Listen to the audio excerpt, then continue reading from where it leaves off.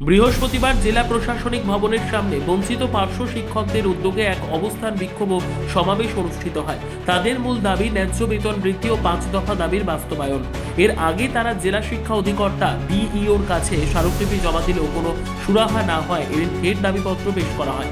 বিক্ষোভকারীদের পক্ষ থেকে জানানো হয়েছে ডিইওর মাধ্যমে রাজ্যের মাননীয় মুখ্যমন্ত্রীর কাছে তাদের সমস্যা ও দাবি পৌঁছে দেওয়া হয়েছে। পার্শ্ব শিক্ষকরা হুঁশিয়ারি দিয়েছেন, যদি এবারেও তাদের দাবির মান্যতা না পায় তবে আগামী 17 তারিখের পর মহামান্য হাইকোর্টের অনুমতি নিয়ে তারা কলকাতার বিকাশ ভবনের সামনে অবস্থান কর্মসূচি পালন করবেন। এদিন বঞ্চিত পার্শ্ব শিক্ষকদের প্রতিনিধিরা একটি মিছিল করে জেলা প্রশাসনিক ভবনের সামনে এসে অবস্থান বিক্ষোভে অংশ নেন।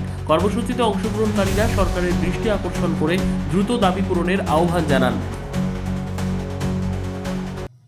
শিক্ষা মিশন মঞ্চ আমরা আমাদের এইখানে আমাদের para teacher, Shikshabandhu, SSK, MSK, special educator এবং সমর্থ শিক্ষা সমস্ত কর্মচারীদের নিয়ে এই মঞ্চ তৈরি হয়েছে।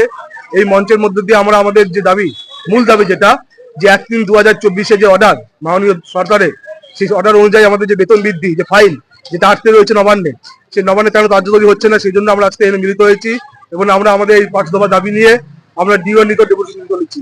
যদি আমাদের দাবি মান্যতা না দেয় বা না মানে আমরা এরপরে আমরা বৃহত্তর আন্দোলনে যাবো। আমার নাম অবনীল রায়, আমি এই মঞ্চের অন্যতম সদস্য।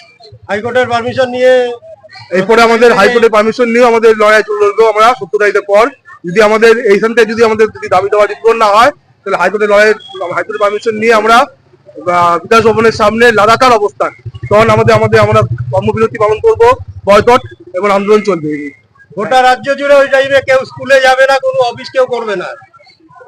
ব্যুরো রিপোর্ট, উত্তর বাংলা সংবাদ।